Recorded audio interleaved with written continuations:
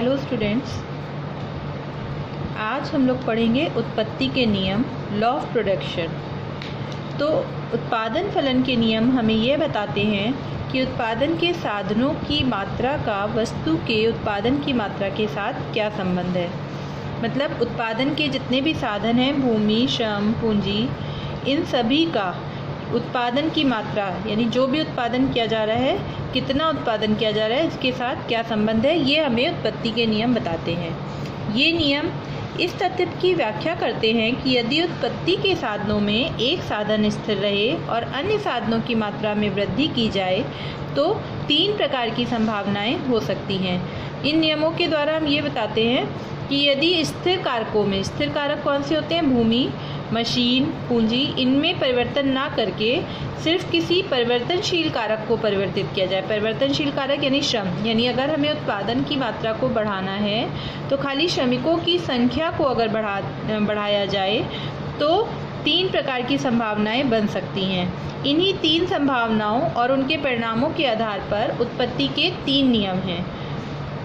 पहला, उत्पादन के साधनों की वृद्धि के अनुपात में अधिक वृद्धि हो, यानी कि जब उत्पादन के साधनों में जितनी वृद्धि हो रही है उसके अनुपात में यदि उत्पादन में वृद्धि अधिक होती है तो उत्पत्ति वृद्धि नियम कहलाता है। यदि उत्पत्ति के साधनों की वृद्धि के अनुपात में वृद्धि हो तो उत्पत्ति समता नियम, यानी उत्पादन के साधनों में जितनी हम वृद्धि कर रहे हैं उसी अनुपात में अगर उत्पादन में वृद्धि हो रही है तो उत्पत्ति समता नियम कहलाएगा। और उत्पादन के साधनों की वृद्धि के अनुपात में कम मात्रा में वृद्धि हो तो उत्पत्ति ह्रास नियम, यानी अगर हम उत्पादन के साधनों को तो बढ़ा रहे हैं लेकिन उसके अनुपात में उत्पादन में वृद्धि कम हो रही है तो ये उत्पत्ति ह्रास नियम है। तो पहला नियम हम पढ़ेंगे उत्पत्ति ह्रास नियम, या इसे कहते हैं ह्रासमान प्रतिफल नियम या क्रमागत उत्पत्ति ह्रास नियम या उत्पत्ति के परिवर्तनशील अनुपातों का नियम, कई नामों से इसे जाना जाता है। तो परिवर्तनशील अनुपातों के नियम के अनुसार जैसे जैसे स्थिर कारकों में के साथ परिवर्तित कारकों को अधिक से अधिक मात्रा का प्रयोग किया जाता है तो आरंभ में सीमांत उत्पादन बढ़ता है, एक निश्चित अवधि के बाद सीमांत उत्पादन गिरना शुरू हो जाता है और फिर शून्य और ऋणात्मक भी हो जाता है। तो ये नियम ये कहता है कि स्थिर साधनों की मात्रा के साथ, स्थिर साधन यानी भूमि, हमने एक बार भूमि खरीद ली, उसके ऊपर कोई भी सेटअप लगा लिया, मशीनरी लगा ली, अब हमें उत्पादन को बढ़ाना है तो हम परिवर्तनशील मात्रा को अधिक से अधिक प्रयोग करेंगे। परिवर्तनशील मात्रा को अधिक प्रयोग करने से तात्पर्य है कि हम श्रमिकों की संख्या को बढ़ाते हैं। तो श्रमिकों की संख्या को अगर हम बढ़ाएंगे तो एक निश्चित अवधि के बाद सीमांत उत्पादन,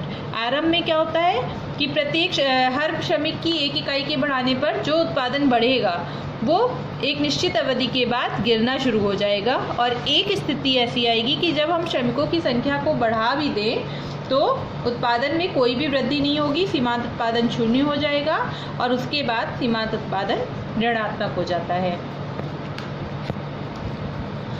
इस नियम की सबसे पहले जो व्याख्या की थी वो प्रोफेसर एडम स्मिथ ने की थी। बाद में प्रोफेसर मार्शल ने इसकी वैज्ञानिक व्याख्या प्रस्तुत करी, लेकिन प्रोफेसर मार्शल ने क्या किया कि इसे सिर्फ कृषि के क्षेत्रों में ही प्रयोग किया। अब उसके बाद आधुनिक अर्थशास्त्री श्रीमती जॉन रॉबिन्सन, बोल्डिंग और सैमुअल्सन आदि ने इसे सभी उत्पादन के क्षेत्रों में, खाली कृषि में तो उत्पादन नहीं किया जाता है, और भी क्षेत्रों में जहाँ पे हम मशीनरी, कारखाने, मिल्स लगाते हैं, औद्योगिक उत्पादन किया जाता है, तो इन्होंने उन सभी क्षेत्रों में इस नियम की व्याख्या करी। इस नियम को अनुपातों का नियम, प्रतिफल या सीमांत उत्पादकता ह्रास नियम भी कहा जाता है।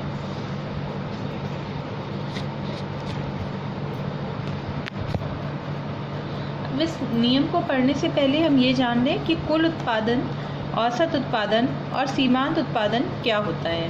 तो कुल उत्पादन यानी उत्पादन प्रक्रिया के प्रयोग हुए परिवर्तित कारक की प्रत्येक इकाई के उत्पादन का कुल जोड़, यानी उत्पादन प्रक्रिया के दौरान जितनी भी इकाइयों का प्रयोग करके जितना भी कुल उत्पादन किया जाता है उन सब के योग को कुल उत्पादन कहा जाता है। यानी TP = total production = sigma MP, यानी मार्जिनल प्रोडक्शन।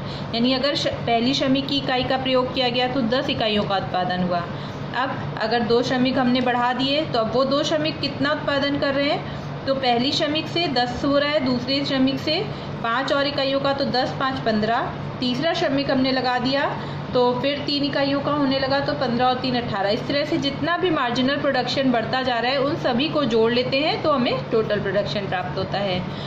वो औसत उत्पादन यानी कि marginal production, average production. Average production क्या होता है? उत्पादन की वह मात्रा जो कुल उत्पादन को परिवर्तनशील साधन की कुल इकाई से भाग देने पर प्राप्त होती है। यानी कि जितना भी कुल उत्पादन हुआ है, टीपी टोटल प्रोडक्शन जितना भी हुआ है उसको अगर हम नंबर ऑफ़ लेबर्स से, यानी जितने भी हमने श्रमिक लगाए हैं नंबर ऑफ़ लेबर्स से डिवाइड करेंगे तो हमें एवरेज प्रोडक्शन, आपने लास्ट क्लास में पढ़ा था औसत निकालना, तो औसत से क्या मतलब होता है कि जितना भी कुल उत्पादन हुआ है उसको अगर हम नंबर ऑफ, जितने भी श्रमिक, मान लीजिए 10 श्रमिक किसी उत्पादन क्रिया के दौरान 10 श्रमिक लगे हैं और उन्होंने 100 इकाइयों का उत्पादन किया है, तो एक श्रमिक के द्वारा कितनी इकाइयों का उत्पादन किया गया, ये औसत उत्पादन है। तो टोटल प्रोडक्शन 100 और अगर 10 श्रमिक है तो 100/10 तो एवरेज प्रोडक्शन निकल आएगा। सीमांत उत्पादन क्या होता है? सीमांत उत्पादन से मतलब वह उत्पादन है जो परिवर्तनशील साधन की प्रत्येक अतिरिक्त इकाई के प्रयोग से प्राप्त होता है।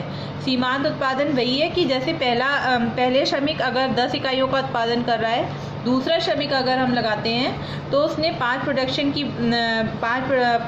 नंबर ऑफ गुड्स का प्रोडक्शन बढ़ गया, 5 उत्पादन ज़्यादा होने लगा 5 इकाइयों का, तो दूसरे श्रमिक का जो सीमांत उत्पादन है वो कितना हुआ? पहले 10 था, अब 15 हो गया, तो 15 में से 10 गया 5।